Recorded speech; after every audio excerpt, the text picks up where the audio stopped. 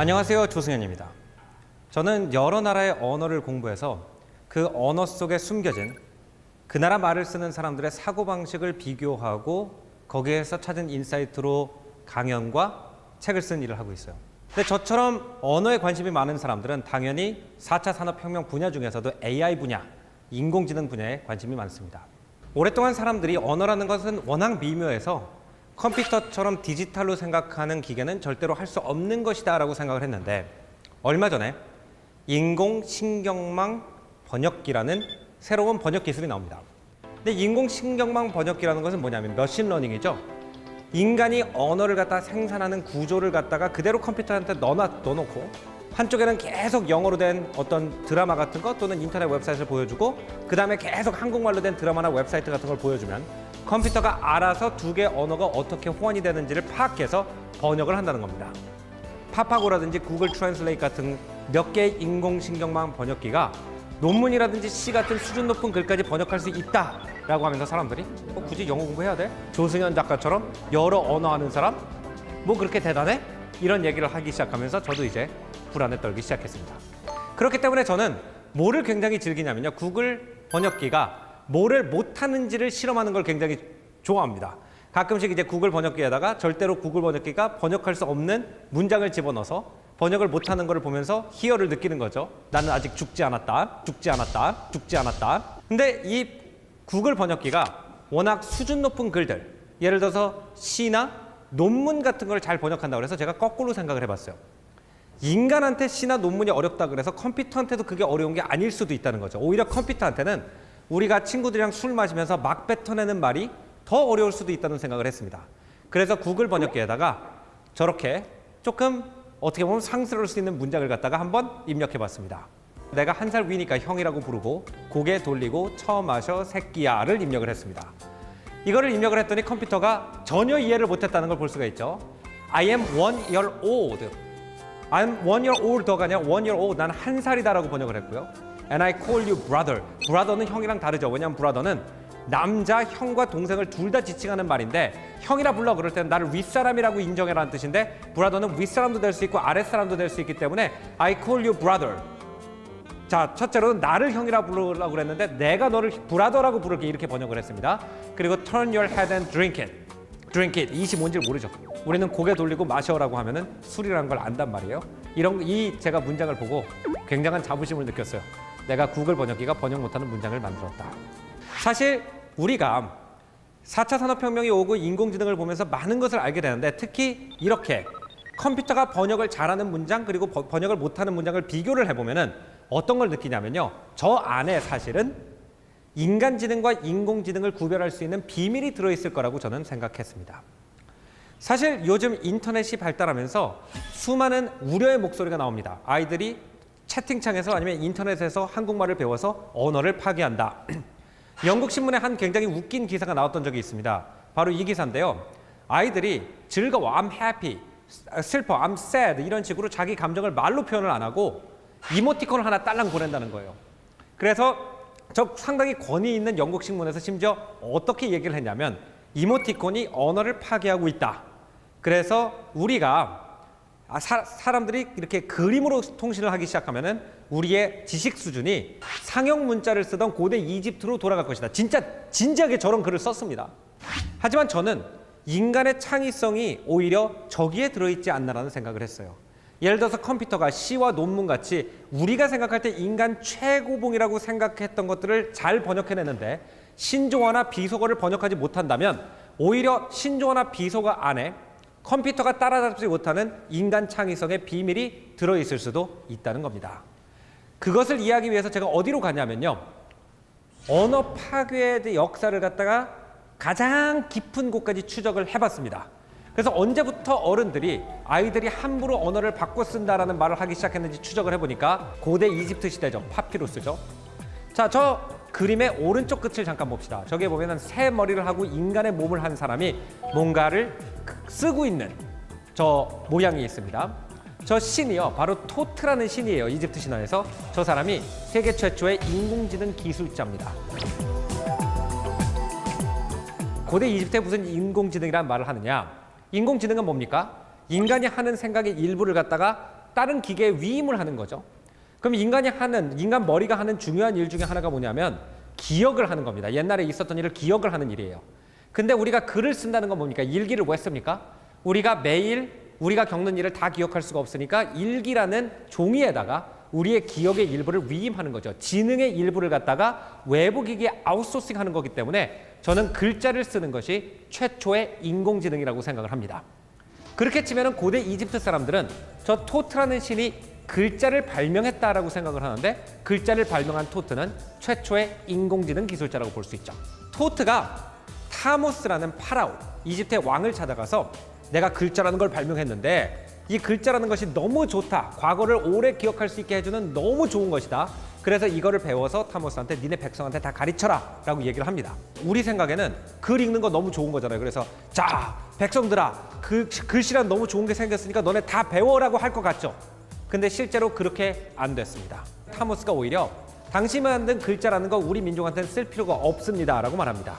근데 그 쓸 필요가 없다고 한 이유를 들어보면 참 재밌는 게 이게 2500년 전의 일인데 마치 인터넷을 사용하는 젊은 층을 우려하는 지금 기성세대의 목소리와 굉장히 비슷해요.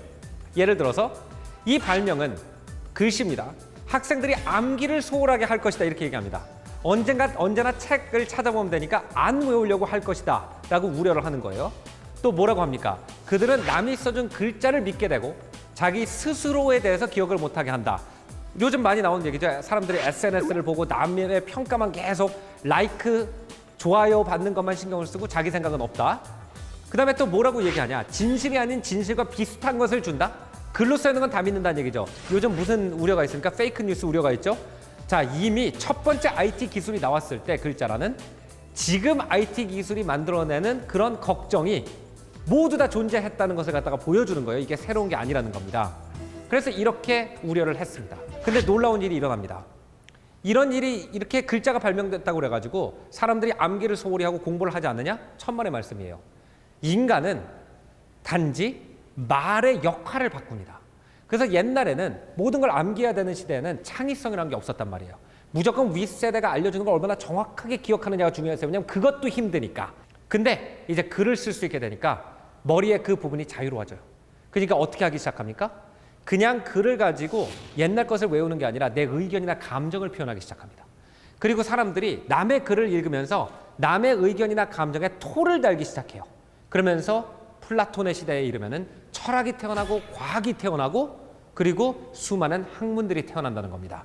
사실 글자가 없었다면은 우리는 머리의 전체를 아직도 옛날 일을 외우는 데 사용을 하고 있을 것이고 그렇다면은 철학과 과학같이 서로의 의견을 갖다 객관적으로 보고 그것에 토를 달면서 토론을 통해서 과학을 발전시켜 나가는 전통은 있을 수 없었을 거라는 거죠.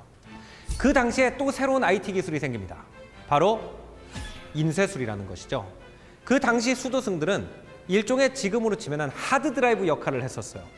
그리고 클라우드 역할을 했었습니다. 그게 무슨 얘기냐? 옛날에는 책이 한 공간에 하나밖에 없는, 전 세계에 한 권밖에 없는 책들이 굉장히 많았습니다. 그러면 만약에 불이 나가지고 그 수도원이 불타버리면은 그 책은 영원히 인류한테 유실이 되는 거예요. 그런데 그때 어떤 사건이 일어나냐면은 구텐베르그가 아시아에서 들어온 인쇄술을 갖다가 상용화 수준까지 끌어올려요. 굉장히 싸게 책을 만들 수 있는 방법을 개발을 합니다. 그러다 보니까 옛날에 수도승들이 한 자 한 자 베끼던 이 책이라는 것을 엄청나게 찍어낼 수가 있게 돼요. 그러면 이것이 사실 인류 전체로 보면 너무나 좋은 일이에요. 왜냐하면 옛날에 책이 2권밖에 없었다. 그러면 정말 수천 년 동안 이어져 오던 철학자의 지혜가 불 한두 번 나면 그냥 없어지는 경우가 많았습니다. 그런데 인쇄술이 생기면 뭐가 됩니까?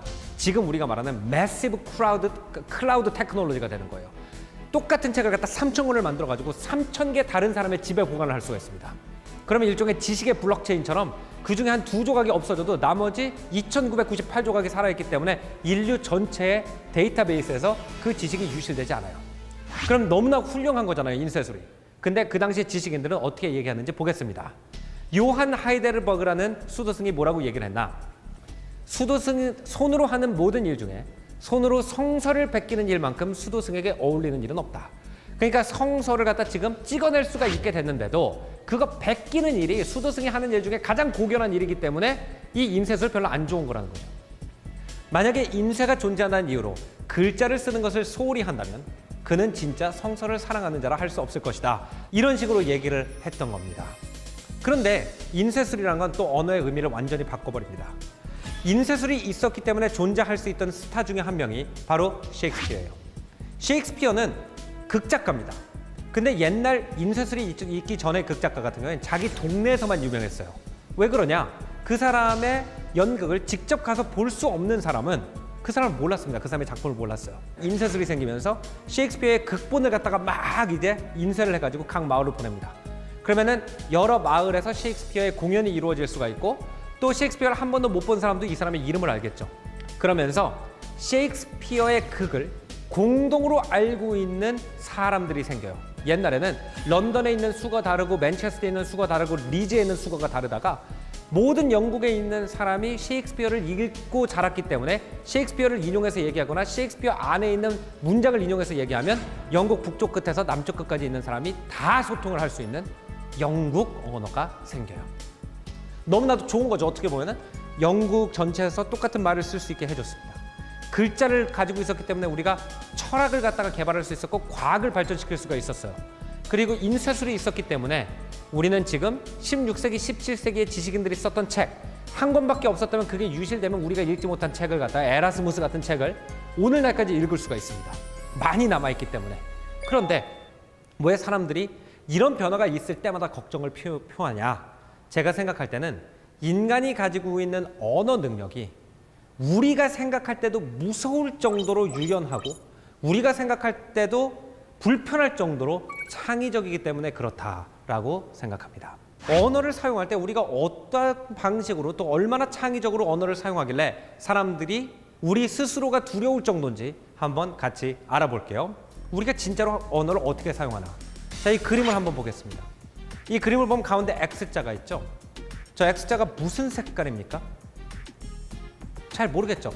제가 이 질문을 하면은 뭐 황토색이다, 베이지색이다, 뭐 청록색이다 여러 얘기가 나옵니다. 그 대답을 일단 머릿속에 저장을 하세요. 그 다음에 두 번째 그림을 보겠습니다. 저 배경 색깔이 무슨 색깔입니까? 자, 이 배경 색깔과 아까 그 X자 안의 색깔을 같은 색깔로 부르시겠어요? 다른 색깔로 부르시겠어요? 그러면 다른 색깔로 부르겠다는 분이 상당히 많아요. 아까는 베이지색이라고 부르다가 지금은 갈색이라고 부르겠다든지. 근데 사실 두 색깔은 같은 색깔입니다. 알베르스라는 화가가 이 두 개의 그림을 대련으로 그려요. 그래가지고 똑같은 두 개의 페인트를 가지고 배열만 바꿔가지고 두 개의 그림을 만들었는데 알베르스가 하고자 하는 말은 뭐냐면은 인간이 이만큼이나 믿을 게 못 된다는 얘기를 하고 싶었던 거예요. 인간의 언어는 말랑말랑합니다. 우리는 정확하게 어디서부터 어디까지가 초록색이고 어디서부터 어디까지가 파란색인지 몰라요. 왜? 우리 인생이 말랑말랑하기 때문에. 예를 들어서 옛날에 좀 이렇게 닭살 돋는 그런 영화 같은 거 보면 연인들이 이제 올라가가지고 무지개를 보잖아요. 언덕 같은데. 그래서 저 무지개 색깔 중에서 나는 어떤 색깔 같아? 막 이런 닭살 나는 질문 하지 않습니까? 그러면은 너는 열정적인 사람이야. 그래서 난 너가 빨간색 같아. 이렇게 얘기를 하면 말도 안 되는 얘기죠. 빨간색이랑 열정이랑 무슨 관계예요? 근데도 우리는 그 말은 철딱같이 알아들어요. 근데 예를 들어서 이 두 연인 중에 한 명이 AI라고 칩시다. 근데 이 AI 입장에서 내가 이 색깔, 내가 좋아하는 색깔을 묘사해야 되는데 빨간색이라는 게 너무너무 애매한 단어인 거예요. 어디까지가 빨간색이고 어디서부터가 주황색인지 모르겠는 거예요. 그래서 이걸 갖다가 정확하게 알려주기 위해서 이 AI가 이렇게 말합니다. 내가 가장 좋아하는 색깔은 마젠타 78, 옐로 12, 사이엔 5.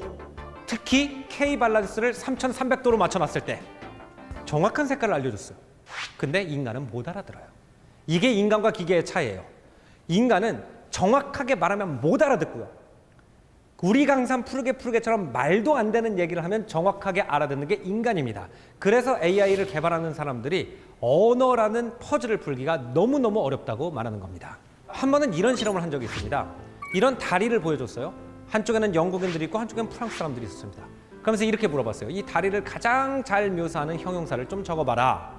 그랬더니 이제 우리가 선입견으로 생각을 할 때는 프랑스인들이 좀 놀기 좋아하고 예술적이고 독일 사람들이 좀 딱딱하고 기술 회사들이 많잖아요. 우리가 알고 있는 독일 회사들이. 그러니까 독일인들은 튼튼하다, 견고하다 이런 말을 했을 것이라 생각을 하고 프랑스인은 아름답다, 우아하다라는 말을 했을 거라고 많은 사람들이 상상을 합니다. 근데 결과를 보니까 어떻게 나왔냐? 거꾸로 나왔습니다. 프랑스 사람들이 견고하다, 튼튼하다는 말을 많이 했고요. 독일 사람들이 아름답다, 우아하다라는 말을 많이 했어요.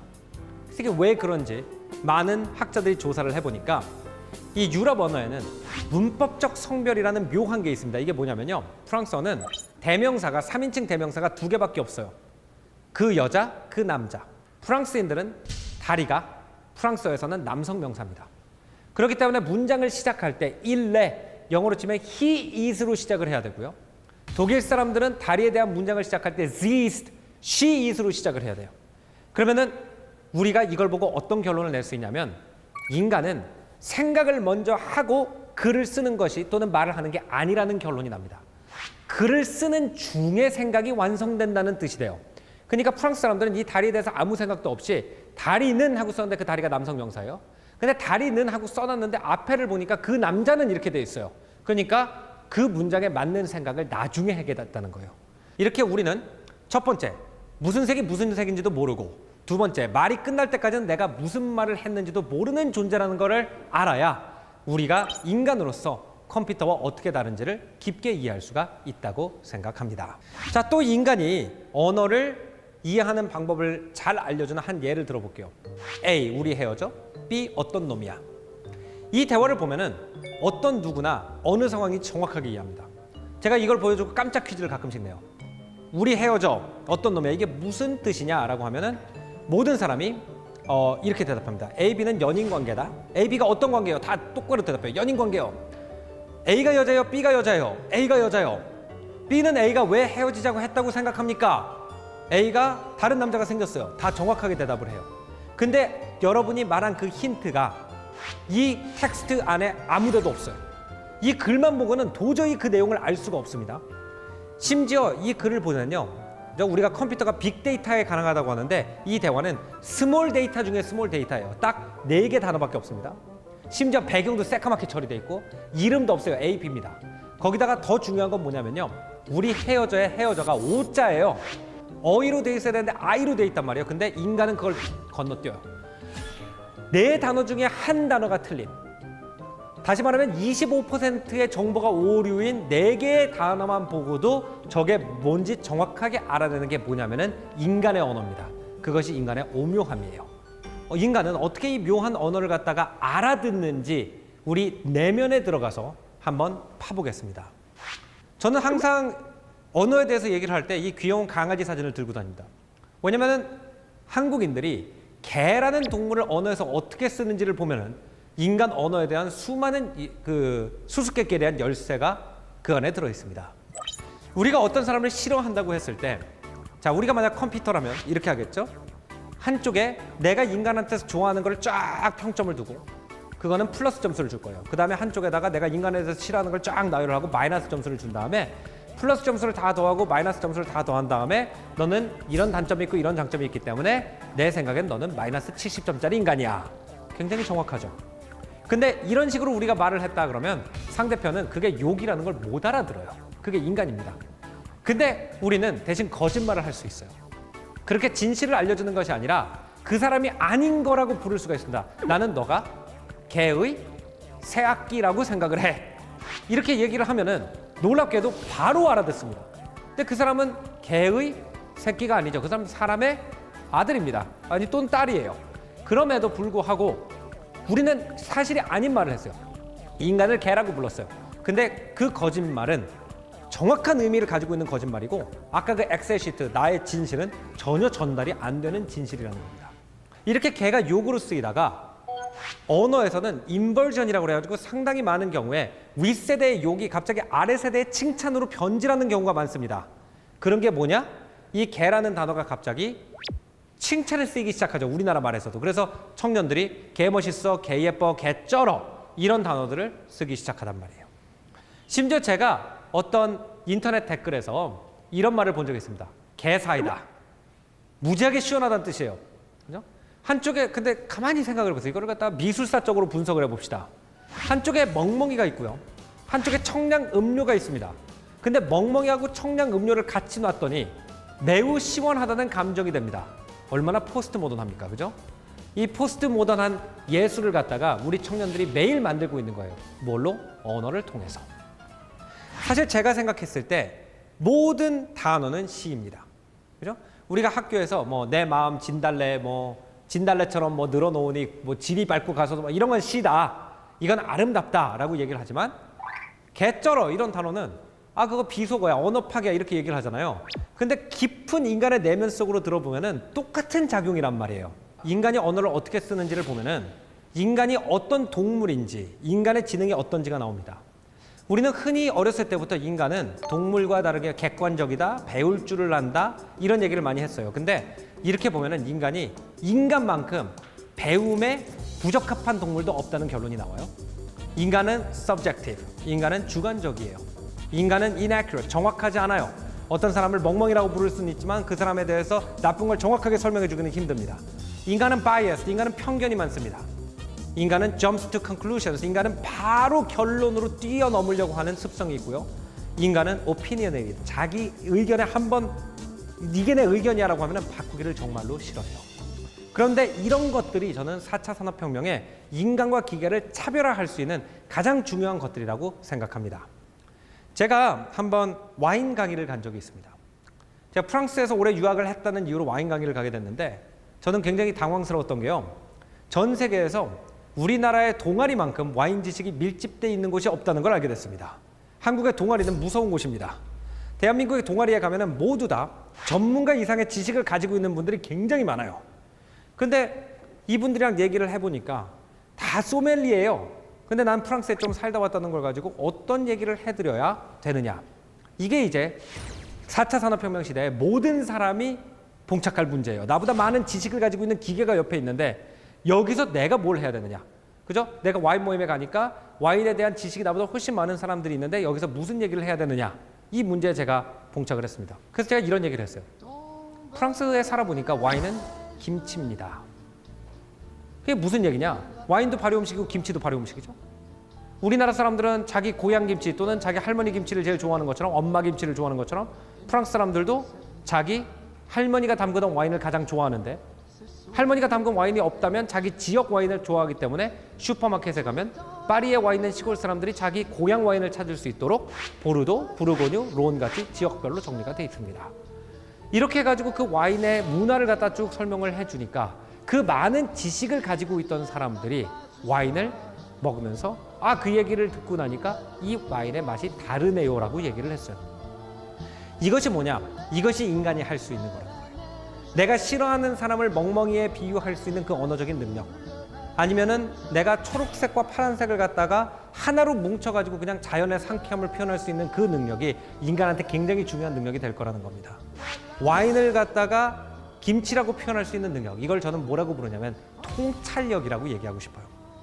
옛날에는 우리가 독서를 통해서 글을 읽어내리고 그것을 이해해서 지식을 가질 수 있는 사람, 그 사람을 갖다가 뛰어난 인재라고 말했다면 지금은 내 머릿속에 있는 지식이 내 인생 경험과 하나가 돼가지고 어떤 성찰의 순간이 나타나가지고 그것이 인생에 대한 또는 내가 종사하고 있는 직종에 대한 통찰로 이루어지는 사람, 그 통찰은 뭡니까? 남들이 그 물건을 묘사하기 위해서 쓰지 않던 또 다른 스토리, 다른 이야기를 만들 수 있는 사람의 시대라고 생각을 해요.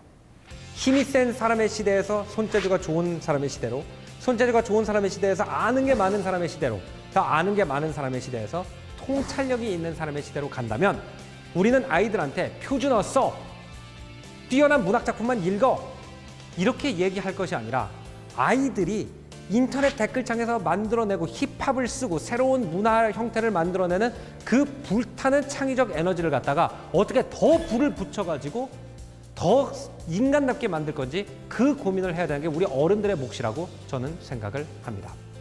지금까지 우리의 교육, 지금까지 우리가 인간에 대한 사고는 인본주의의 시작이라고 여겨지는 데카르트의 사고방식이었습니다. 데카르트가 뭐라고 말했습니까? Cogito ergo sum. 나는 생각한다, 고로 존재한다라고 말했어요. 우리는 인간을 생각을 할 줄 알고 분석을 할 줄 알고 객관적인 논리를 필 줄 알기 때문에 위대하다고 생각했고 학교에서 객관적인 논리와 과학적인 사고가 아닌 것을 최대한 없애려고 했습니다. 근데 우리가 지금 언어의 세계를 쭉 탐험하고 나니까 어떤 결론이 났냐? 인간은 러닝 머신이 아니라는 겁니다. 인간은 띵킹 머신이 아니에요. 인간은 무엇이냐? 스토리 머신입니다. 인간은 터킹 머신이라는 것. 그래서 우리 아이들이 인간 본연의 기술인 스토리텔링과 터킹을 더 잘하게 됐을 때 우리는 컴퓨터한테 대고 물어보는 존재가 아니라 컴퓨터한테 뭔가를 시킬 수 있는 인간을 키울 수 있다라고 생각합니다. 감사합니다.